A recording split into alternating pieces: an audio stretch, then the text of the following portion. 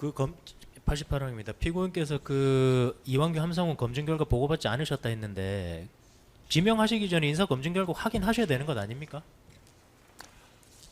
저는 그 김주현 전 수석께서 그걸 가지고 올 때 사실은 거의 검증이 끝나지 않았을까, 저는 그런 생각을 했었습니다. 그런데 지난번 방기선 증인할 때 그게 한 90% 정도라고 봐야 된다, 이런 말씀도 계시고 했습니다만, 그래서 사실은 검증에 대해서는 저희는 거의 신경을 안 썼고요.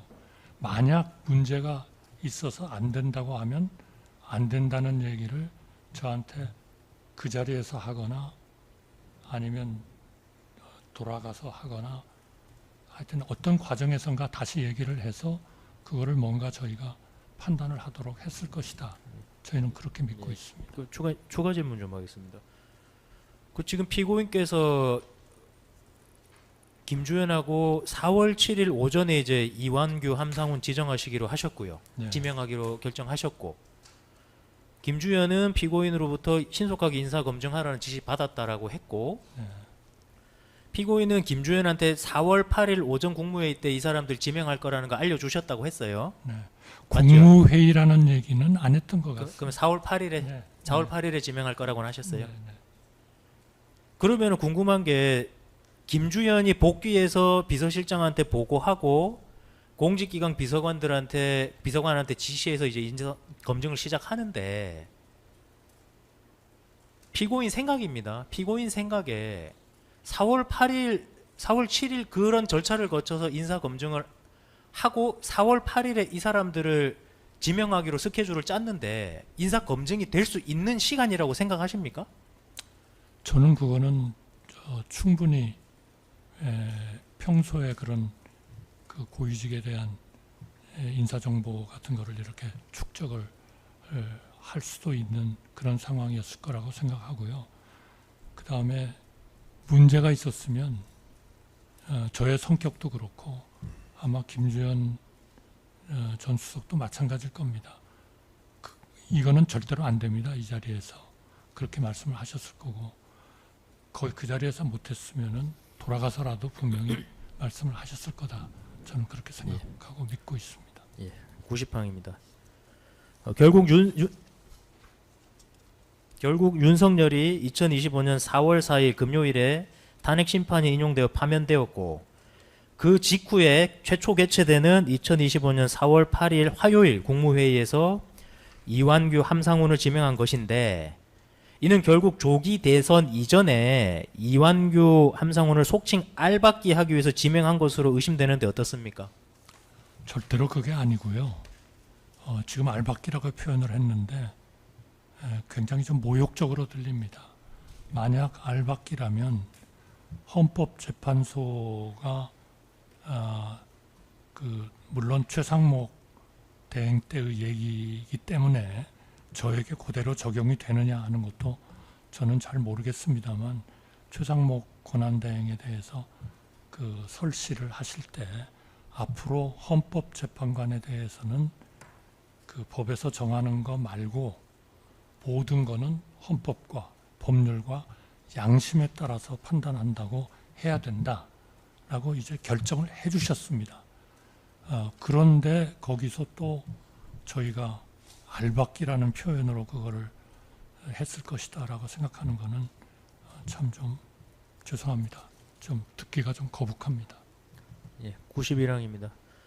그렇지 않다면 굳이 이완규와 함상훈에 대한 재산 및 납세 조회만 하는 방식으로 급하게 인사 검증을 하면서까지, 또 공보실장 김수혜에게 2025년 4월 8일 당일 아침에 급히 담화문을 작성하게 하면서까지 다음 날인 4월 8일에 급하게 지명할 필요가 있었습니까?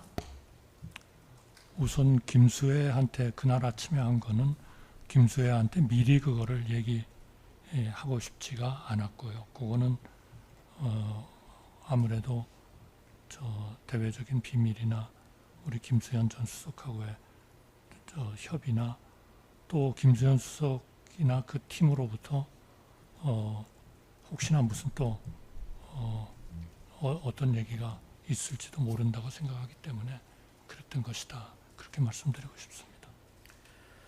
그 차기 대통령한테 인사권을 넘기지 않더라도 피고인이 지명을 하고 임명을 하시더라도 국가의 법령에 대한 심사와 국민의 기본권을 수호해야 하는 헌법재판관의 직무에 비추어 볼 때 시간을 두고 차분히 4월 8일이 아니라 그럼 차라리 그 다음 주 국무회의에서라도 처리할 것을 예정하고 충분한 검증을 거쳐서 문제없는 훌륭한 법조인을 선별해서 재판관으로 지명할 수도 있었지 않습니까? 네, 원론적으로는 말씀이 맞다고 생각합니다. 그러나 10일 뒤면은 이제 저 임기가 끝나도록 돼 있고 또 그동안에 그 국정의 우선순위 때문에 조금 처리하지 못했었던 일들도 빨리 처리를 해야 되고 하기 때문에 하루라도 빨리 이 문제를 처리해야 된다 하는 게 저의 생각이었고 믿음이었다. 그걸 통해서 결국 전체적인 헌법 관련된 모든 체제가 좀 완결되는 상태로 진행이 됐으면 좋겠다 하는 게 제 믿음이었다 하는 말씀을 드립니다. 그 지금 말씀이 듣기 좋은 말씀으로 보이지만 2024년 12월 26일에 헌법재판관 3인 임명 안 하셔가지고 헌법재판소를 6인 체제로 진행되게 하신 거랑은 모순되는 말씀 아닙니까? 저는 그거는 절대로 그 3인을 임명하지 않을 생각이 없었다는 말씀을 다시 한번 강조하고 싶습니다. 그거는 오히려 즉시 임명하겠다는 것을 분명하게 호소하고 국민들께 설명하는, 제가 아마 그 담화문에도 썼을 겁니다. 일부 이런 정치권이나 일부 분들은 그냥 그 대행이 임명해버리면 되지 뭘 앞뒤를 가리고 있느냐라고 얘기합니다. 그러나 저는 좀 그렇게 하기가 좀 어렵습니다. 이렇게 말씀을 드렸던 기억이 납니다. 94망입니다. 피고인은 마흔역의 경우에는 여야의 합의가 되지 아니하였다는 이유로 임명을 거부하였음에도 윤석열 대통령의 사법연수원 동기이자 윤석열 대통령이 법제처장한 인물이고 12.3 비상계엄과 관련해서 공수처에 고발이 되어 있던 이완규를 헌법재판관으로 지명한 이유가 무엇입니까? 저는 이완규 후보에 대해서는 굉장히 좋은 평가도 많았다 그렇게 생각합니다. 물론 첫째로는 제가 3년 동안을 일하시는 것을 지켜봤고요. 이론적으로 강하고 아마 형사소송법 전공이신 것 같습니다. 그러면 형사소송법이면 좀 제가 이런 말씀을 드릴 수 있는 건지 모르겠습니다만 헌법하고도 상당히 좀 관련이 있는 그런 부분인 것 같고, 또 사실상 그 검찰 내에서의 평가도 저는 굉장히 이론가로서 괜찮은 평을 받고 있지 않았나 이렇게 생각을 하고요. 마은혁 후보님에 대해서는 저는 정말 임명 안 할 생각은 추호도 없었습니다. 그거는 정말 그 사회가 분열이 되고 국론이 극도로 분열되고 여야 간의 정치권이 분열이 된 상태에서 우리의 정치인들이, 과거의 훌륭한 정치인들이 그랬듯이 정말 하나의 정치적인 타협을 해가지고 국민들을 걱정하지 않도록 하는 그런 것을 좀 보여주십사 하는 정말 그런 간곡한 호소를 권한대행으로서 드리고 싶었습니다. 예, 93 조금 다르게 묻겠습니다. 피고인께서 이완규에 대해서 헌법 내지 헌법학과 관련된 경력 학위 논문 저서 상훈 같은 거 있는 줄 없는 줄 알고 있으십니까? 저는 자세한 건 모릅니다. 마지막입니다. 피고인은 2025년 5월경 대선 출마 선언하셨는데 그런 결심하시게 된 계기나 이유가 뭡니까? 그거는 제가 답변을 하지 않아도 되는 거 아닙니까? 예, 이상입니다. 네, 시간상 반대신문은 오후에 될 것 같습니다. 일단 반대신문은 오후에 진행하고요. 시간은 어느 정도 필요하실까요? 전에 1시간 정도 말씀하셨는데 네, 예. 1시간이면 되겠습니까? 네.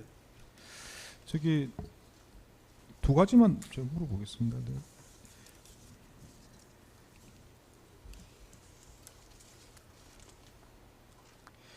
그 이제 4월 8일 날 국회 몫에 대한 헌법재판관 임명, 뭐 대법관에 대한 임명, 그리고 대통령 몫의 헌법재판관에 대한 지명 이런 게 이제 4월 8일 날 같이 다 이루어졌는데요.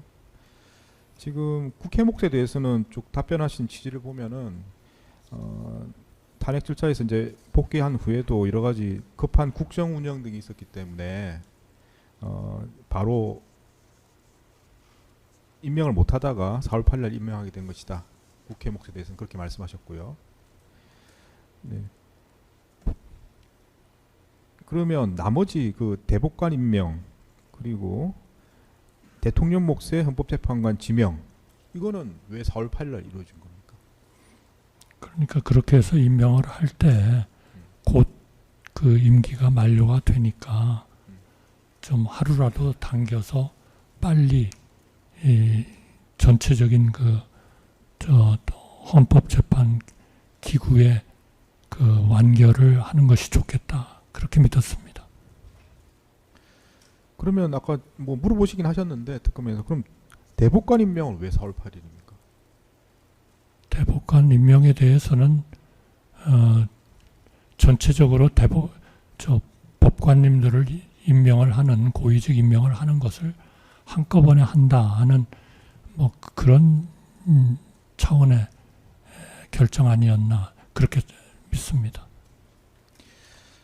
좋습니다. 그러면 4월 8일 날 이제 대통령 몫의 헌법재판관을 지명하면 언제 임명이 되는 걸로 알고 있었습니까?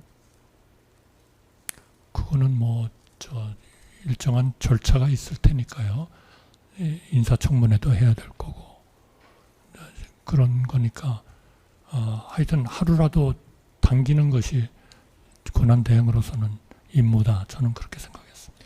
언제 임명할 수 있다. 김지원 표현과 이야기한 적이 있습니까? 없습니다. 그거는 뭐 다 후속적인 조치로서 이루어질 거 아닌가 생각했습니다. 피고인은 지금 뭐 정확한 절차를 이제 후속 절차는 잘 정확하게 모르고 계신 것 같은데 네. 모르는 입장에서는 지금 지명하면 언제 임명되는 거냐 확인을 해보셨을 것 같은데요, 아닙니까? 그래서 일반적인 뭐 인사청문회나 이런 거를 거치면은 일정한 날짜가 있지 않겠습니까? 그 피고인이 대선 출마 선언은 2025년 5월 며칠에 하셨습니까? 5월 2일인 걸로 기억합니다.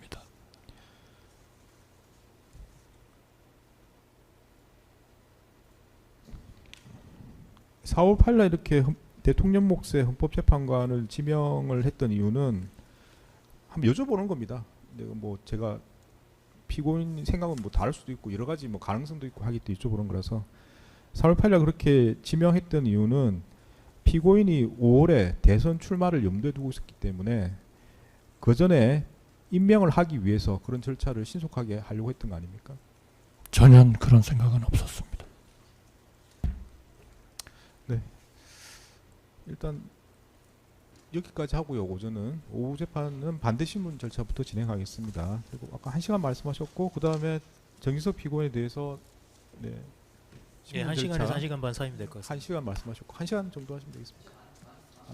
예, 그러면 오늘 아마 뭐 오후 중으로 뭐 예정했던 절차는 다 마무리될 것 같습니다. 네, 그렇게 오후 재판은 진행하도록 하겠습니다. 네, 그럼 식사하시고 오후 2시에 진행하도록 하겠습니다. 네, 오전 재판